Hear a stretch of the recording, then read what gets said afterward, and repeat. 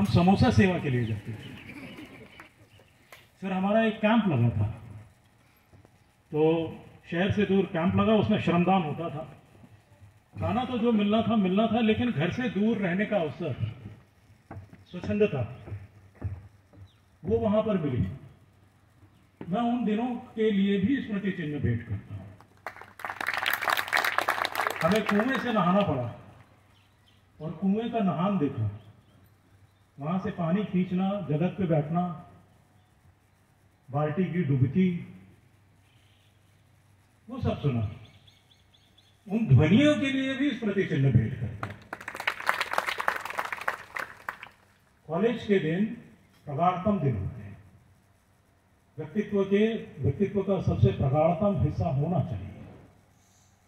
उसी में एनएसएस भी शामिल है, उसी में क्लासेस भी शामिल है, उसमें हमारे प्रोफेसर्स, उसमें हमारे ज्ञान की ललक, उसमें हमारे व्यक्तित्व को उभारने की चाह, उसमें हमारी अच्छाइयां, उसमें हमारी सीमाएं, उसमें हमारे स्वप्न, वो हर चीज उसमें शामिल होती है। कॉलेज के दिन प्रगाढ़तम दिन होते हैं जो हमारे साथ कैरी होते हैं। हम उनको साथ में लेकर के चलते हैं। मैं अपने कॉलेज के दिनों को बहुत इंटेंसिटी के साथ याद किया करता था, और जब शहर छूट गया तो जब जाता था तो अकेला कॉलेज की बिल्डिंग्स में चला जाता था, और फिर यहाँ गैलरी में कि यहाँ पर खड़े होते थे, यहाँ ऐसा था, यहाँ वैसा था। तो उन दिनों के लिए हम सबके पास बहुत अच्छी स्मृतियां होनी चाहिए। प्रोफेशनल और फॉर्मल स्टडी जो है वो बिल्कुल अलग चीज है, और व्यक्ति का व्यक्तित्व, उसकी सोच, उसके विचार, उसकी दिशा, उसका आसमान, उसके क्षितिज, वो बिल्कुल अलग चीज है।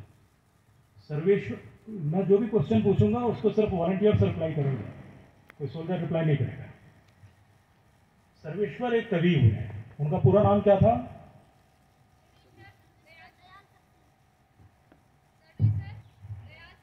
बहुत अच्छी बात है, बहुत अच्छी बात है। सर्वेश्वर दयाल सक्सेना। सर्वेश्वर जो है वो मेरे प्रिय रहे हैं, और वो मेरे इतने प्रिय रहे हैं कि मैं उनको कभी पूरे नाम से नहीं बुलाता। जब मैं अकेले भी होता हूं, मैं बीच में माइक नहीं करना भी, बैठ जाओ, बीच में डिस्टर्ब नहीं करना। जो हमें आत्मीय होता है, हम उसको कभी पूरे नाम से नहीं बुलाते। तो मैं सर्वेश्वर को एकांत में भी सर्वेश्वर दयाल सक्सेना नहीं बोलता, सर्वेश्वर ही बोलता हूं। उससे वो मुझे आत्मीय लगते हैं। सर्वेश्वर दयाल सक्सेना बोलने से गुप्ता जी के मकान के बाजू में रहने वाला कोई लगने लगता है। तो मैं सर्वेश्वर ही बोलता हूं। मैं साहिर लुधियानवी को कभी साहिर लुधियानवी नहीं बोलता, साहिर बोलता हूं। मैं अहमद फराज को कभी अहमद फराज नहीं बोलता, फराज बोलता हूं। ये संगी साथी रहे। यूपीएससी के एग्जाम के लिए भोपाल गया था, और वहां गर्ल्स स्कूल में सेंटर था। जब एंटर किया तो सर्वेश्वर की पक्तियां ब्लैक बोर्ड पे लिखी हुई थी।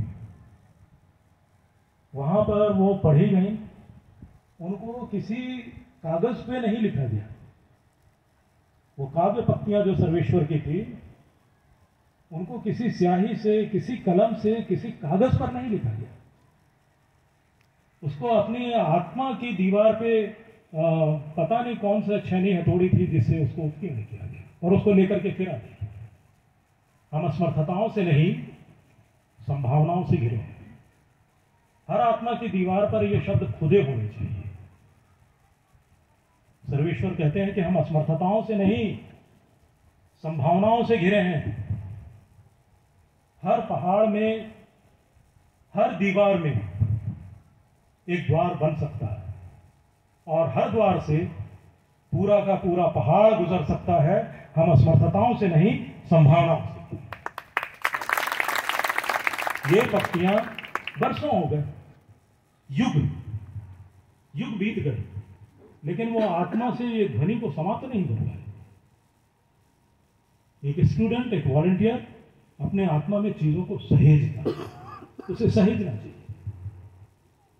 पलों को सहेजना चाहिए, ज्ञान को सहेजना चाहिए, जिज्ञासा को सहेजना चाहिए, जिज्ञासा के लिए किए गए जतनों को सहेजना चाहिए। स्टूडेंट का होना, बीए करना, बीकॉम करना या एमकॉम करना, मैंने तो कॉमर्स पढ़ी, और क्या ही मैंने कॉमर्स पढ़ी। मतलब वो ऐसा युग था कि जो पढ़ लेता था वो पढ़ता था जिस विषय में उसके रोंगटे खड़े हो जाएं। अभी भी कॉमर्स का जिक्र आता है तो मेरी आत्मा कांप जाती है। हालांकि एमकॉम किया और फर्स्ट डिवीजन किया, लेकिन अभी आप बैलेंस शीट पूछेगा तो मैं लड़खड़ा दूंगा। ऐसी दुविधा, वो दुविधा मैंने सहेजी कि 5 साल कॉमर्स पढ़ के फिर मैंने हिस्ट्री पढ़ी, फिर मैंने पब्लिक एडमिनिस्ट्रेशन पढ़ा। वो द्वंद्व समेटे, अनिश्चितताएं कि क्या होगा, उन अनिश्चितताओं का सम्मान किया। कोई नहीं, देखा जाएगा, ऐसे करके। और अपने कॉलेज के दिन बिताए, ऐसे करके हमने एनएसएस के दिन बिताए। लेकिन मैं उन दिनों को बहुत ही इंटेंसिटी के साथ याद करता हूँ, और मुझे अच्छा लगा कि मैं आज आप लोगों के साथ जो है वो उन दिनों की स्मृति, भारती सर का नाम, कैंप, इन लोगों का कैंप लगता है कैंप, अच्छा, फिर इंटर यूनिवर्सिटी कैंप लगते थे, तो एकाध जगह जो है वो इंटर यूनिवर्सिटी कैंप में भी नाम आ गया, लेकिन फिर उसके बाद जो है वो मामला जो है वो आगे नहीं बढ़ पाया। तो एनएसएस को लेकर के मेरी बहुत प्रगाढ़ भावना है, कॉलेज डेज को लेकर के मेरी बहुत प्रगाढ़ भावना है, और मुझे लगता है कि मेरे पता नहीं कुछ श्रेष्ठ है या नहीं है, लेकिन जो कुछ भी श्रेष्ठ है ये उन्हीं दिनों का है। उसके बाद जो है जब आप जॉब में आ जाते हैं, प्रोफेशंस में आ जाते हैं, तो भावनात्मक मूल्य की चीजें कम होती जाती हैं। जो भी भावनात्मक इमोशनल वैल्यू की जो चीजें हैं, इवेंट्स हैं, मेमोरीज हैं, वो जॉब के पहले होते हैं। तो इसलिए इन दिनों को अपने भयंकर इंटेंसिटी के साथ आदमी को जीना चाहिए। एक मेरे मित्र थे, फिर एमकॉम करने के बाद मैं जर्नलिज्म में चला गया। तो एक आनंद खरे थे। आनंद खरे, उनकी खासियत ये थी कि वो जीवन में उन्होंने कभी ब्रश नहीं किया, उनकी ये खासियत थी। लेकिन आदमी ठीक था, सोच विचार वाला था। उसने एक बहुत अच्छी बात बोली थी। उसने बोला था कि जीवन में जो कुछ भी अच्छा होता है, कोई गीत, कोई रिश्ता, कोई किताब, कोई स्वप्न, कोई जगह, कोई पहाड़, कोई नदी, कोई रात, आप उसको ना देख सकते हैं, ना सुन सकते हैं, ना पढ़ सकते हैं, कोई साथ, आपको उसको जीना पड़ता है। ये खरे बोल के गया। तो पहली तो मैंने सर्वेश्वर की पक्तियां अपनी आत्मा पे ली, फिर खरे की कही हुई ये बात लिखी, और फिर मैं, जैसे आंधी मूवी है तो उसका गाना है, तुम आ गए वो नूर आ गया, तो फिर वो श्रीनगर में शूटिंग हुई उसकी, श्रीनगर के परिबाग है ना, परिमहल की शूटिंग है, सुचित्रा और संजीव। तो फिर उसको उस गाने के चक्कर में, फिर जब मेरी श्रीनगर पोस्टिंग आई तो एक दिन समय निकाल के तमाम इंतजाम करके, और फिर मैं परिमहल चला गया, और फिर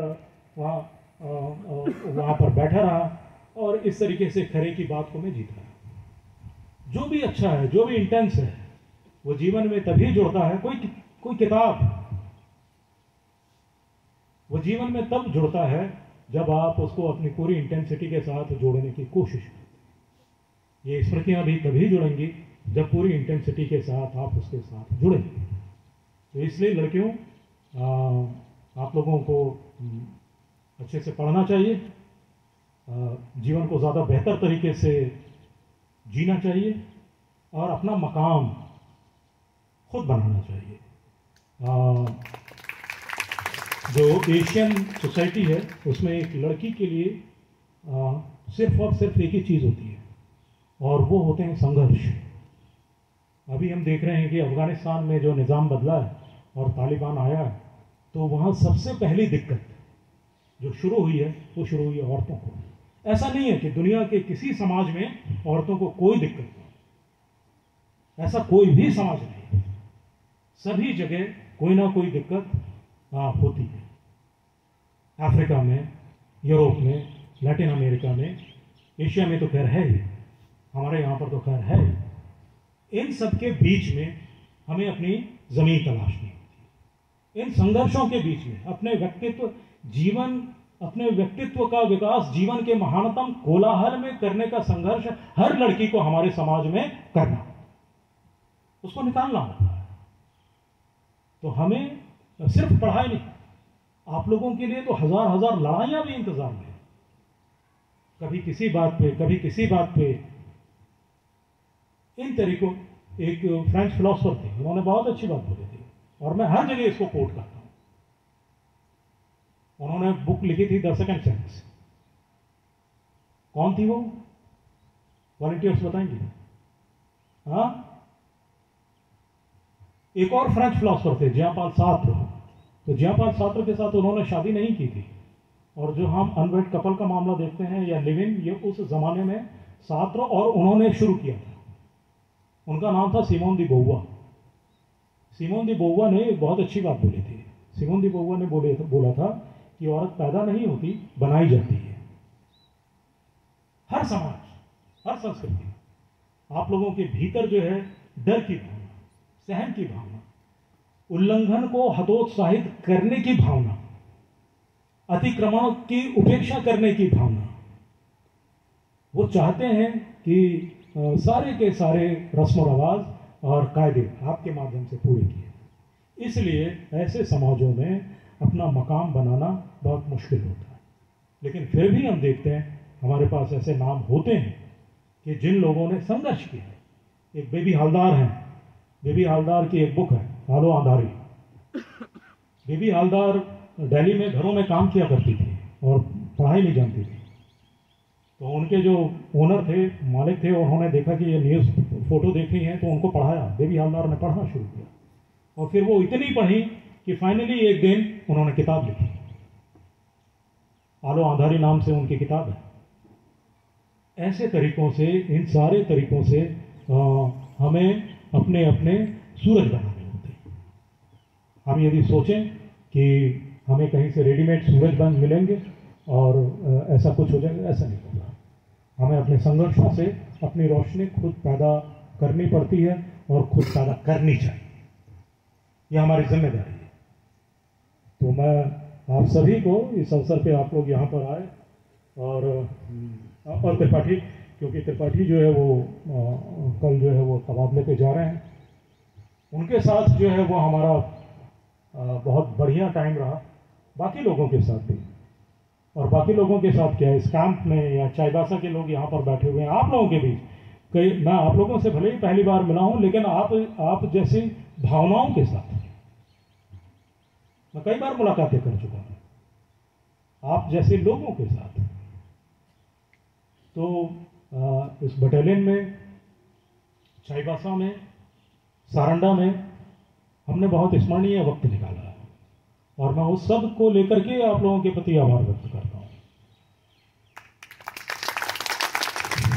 जो त्रिपाठी यहाँ से जा रहे हैं तो उनको हमारे लिए शुभकामनाएं हैं।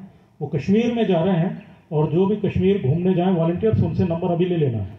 और आप लोगों को कश्मीर घूमना चाहिए, वो अच्छी जगह है, उससे भयाक्रांत होने की जरूरत नहीं है। हमारे पास जो हिंदुस्तान में जो सबसे अच्छा सौंदर्य है वो हमें कश्मीर में दिखता है और हमें जाना चाहिए।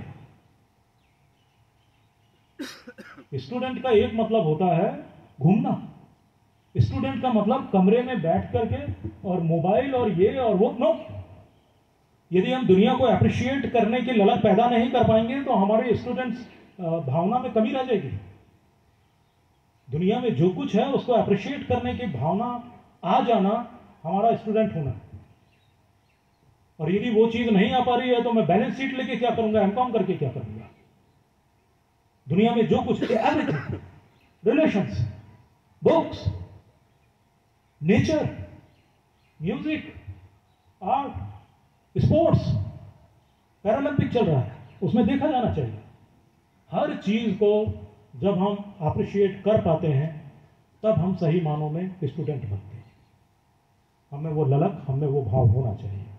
तो मैं त्रिपाठी को भी अपनी शुभेच्छाएं व्यक्त करता हूं कि उन्होंने एक अच्छा वक्त निकाला, उनके साथ बहुत प्रगाढ़ स्मृतियाँ रही, और वो जिस बटालियन में जा रहे हैं वहाँ पर भी इसी भाव से, समर्पण के भाव से व्यावसायिक कार्यों में भी अपना योगदान करेंगे और बाकी जगहों पर भी अपना योगदान करेंगे। उनके परिवार के लिए भी मेरी शुभकामना है। उनके 2 बेटे हैं, वो 2 बेटों के लिए मेरी शुभेच्छाएं हैं कि वो अपना जीवन, अपना मकाम, अपना पड़ाव वो खुद बनाएंगे और जीवन में जो है वो कुछ अच्छा करेंगे। अंत में दुष्यंत का पूरा नाम क्या था? दुष्यंत जो है हिंदी गजल के पितामह माने जाते हैं। तो दुष्यंत का पूरा नाम क्या था? हाँ, इसलिए लड़कियों पढ़ना और किताबों की संगति करनी है। मोबाइल एक अच्छी चीज़ है, लेकिन मोबाइल के साथ यदि किताब साथ में रहेगी तो एक दिन उसका फल मिलेगा, इसमें कोई शक नहीं है। और कुछ नहीं तो और किसी रूप में आ जाएगा। तो दुष्यंत का पूरा नाम दुष्यंत कुमार त्यागी था, और हिंदी गजल की जो सबसे प्रसिद्ध पुस्तक है, क्या नाम है उसका? एनएसएस वालों, मैं एनएसएस में रहा हुआ हूं। ये तो मेरे लिए अजनबी है, मैं तो आप लोगों के बीच का हूं, मैं तो आप लोगों के बीच का हूं। तो दुष्यंत की जो हिंदी गजल की जो सबसे फेमस किताब है वह है साय में धूप। दुष्यंत की साय में धूप, जिसमें 52 गजलें हैं, और यह माना जाता है कि हिंदी गजल वहीं से शुरू होती है। हिंदी गजल की गंगोत्री है वो, जहां से हिंदी गजल की गंगा बही। हिंदी गजल दुष्यंत और साय में धूप के बगैर कोई जिक्र पूरा नहीं हो सकता।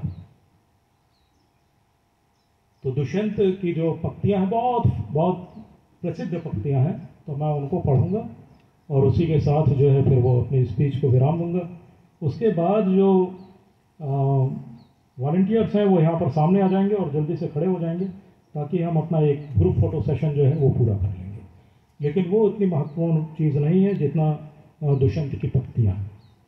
दुष्यंत की पंक्तियाँ हैं, पीर हुई पर्वत सी पिघलनी चाहिए। पीर हुई, किसी को इसके आगे का मालूम है? हाँ, नहीं, वॉलंटियर्स बताएंगे। अच्छा, हाँ, पीर हुई पर्वत सी पिघलने। दुष्यंत की किताब में सिर्फ 52 गजलें हैं, और शायद ही ऐसी कोई गजल होगी जो मुझको याद नहीं है। शायद ही ऐसी कोई गजल होगी या जिसके शेर मुझको याद नहीं है। उसकी पहली गजल है, ये सारा जिस्म झुककर बोझ से दोहरा हुआ होगा, मैं सजदे में नहीं था, आपको धोखा हुआ होगा। ये उसकी पहली गजल है। यहाँ आते आते सूख जाती हैं कई नदियां। यहाँ आते आते सूख जाती हैं कई नदियां, हमें मालूम है पानी कहां ठहरा हुआ है। तो ये जो स्टूडेंट का मतलब है कि ये सब उसके भीतर आना चाहिए, ये सब चीजें आनी चाहिए ना। उसके भीतर नाम आने चाहिए, दुष्यंत आने चाहिए, सर्वेश्वर आने चाहिए, राजेंद्र यादव आने चाहिए, टॉल्स्टॉय आने चाहिए, सात्र आने चाहिए, कामू आने चाहिए, काफ्का आने चाहिए, गोर्की आने चाहिए, साकी आने चाहिए, मार्केस आने चाहिए। इन नामों के बगैर कोई कैसे अपनी, प्रेमचंद आने चाहिए, तुलसी आने चाहिए, अमृता प्रीतम आनी चाहिए, और अमृता प्रीतम के साथ साहिर आने चाहिए, और रसीदी टिकट आनी चाहिए। तब आप स्टूडेंट होते हैं। आप बैलेंस शीट और एमकॉम करके स्टूडेंट होंगे, तब तो मेरे जैसे हो जाएंगे, ना। यदि आप मैं इन नामों की संगत में पहले नहीं था। साहिर पढ़ा हुआ था, दुष्यंत पढ़े हुए थे, प्रेमचंद पढ़े हुए थे, लेकिन बाकी ज्यादातर नाम जो है वो मैंने इकट्ठा किए क्योंकि मैं स्टूडेंट बना रहा। मैंने कभी अपने आप को प्रोफेसर नहीं समझा, हमेशा अपने आप को स्टूडेंट समझा। तो इसलिए इन नामों को इकट्ठा कर, हमारे पास कैसे कैसे, हमारे पास सलमान खान है, हमारे पास, हम जब सोचेंगे कि हमारे भीतर कौन कौन से नाम हैं, तो हम मुश्किल से 8-10 नाम अच्छे निकालेंगे, बाकी सारे नाम फिल्मी निकाल लेंगे। आप जाके तलाश कीजिए कि आपके अंदर कौन कौन से नाम सुरक्षित हैं। उनमें सलमान आ जाएगा, फिर कौन आएगा, शाहरुख आएगा जी, आ ही जाएगा, और 2-4 नाम आ जाएंगे। ज्यादातर नाम आपके अंदर इन लोगों के भरे हुए हैं। किनके भर रहे नाम जो है वो हम अपने रुचि के अनुसार अपने जीवन में साथ में लेते हैं, अपनी रुचि के अनुसार। तो हमें इस बात का फैसला करना चाहिए कि हमारे भीतर कौन से नाम होने चाहिए।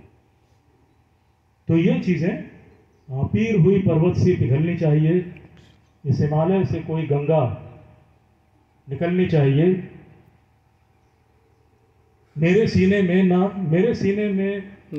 सही तेरे सीने में ही सही, मेरे सीने में ना सही तो तेरे सीने में ही सही, हो कहीं भी आग पर ये आग जलनी चाहिए, मगर आग जलनी चाहिए, सिर्फ हंगामा खड़ा करना मेरा मकसद नहीं।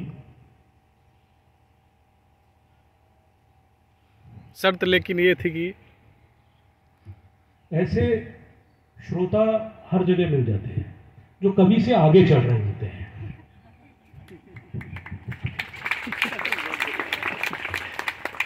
कवि की अपनी गति होती है, उसका पढ़ने का अपना तरीका होता है। जो विराम है वो काव्य का अंग है, उतना विराम आपको लेना चाहिए शब्दों के प्रभाव के लिए। उसको हड़बड़ करके जब आप दुष्यंत को पढ़ रहे हैं तो आप स्वर और ध्वनि में नहीं पढ़ेंगे, आत्मा से पढ़ेंगे, आप आत्मा से पढ़ेंगे उसको। तो पीर हुई पर्वत से पिघलनी चाहिए, इस हिमालय से कोई गंगा निकलनी चाहिए, मेरे सीने में ना सही तो तेरे सीने में ही सही, हो कहीं भी आग मगर आग जलनी चाहिए, सिर्फ हंगामा खड़ा करना मेरा मकसद नहीं, सिर्फ हंगामा खड़ा करना मेरा मकसद नहीं, मेरी कोशिश है कि ये सूरत बदलनी चाहिए, मेरी कोशिश है कि ये सूरत बदलनी चाहिए। जवानों और छात्राओं, आप सभी को मेरी शुभकामनाएं हैं। ये दिन हम लोग पता नहीं कैरी कर पाते कि नहीं कर पाते, हमारी स्मृतियों में रहता कि नहीं रहता, लेकिन कोई एक ना एक स्मृति ऐसी अक्षत और अखंड होगी जो पृथ्वियों के नाश के बाद भी उस स्मृति में ये दिन रहना चाहिए, और ये दिन रहे। जय भारत, जय।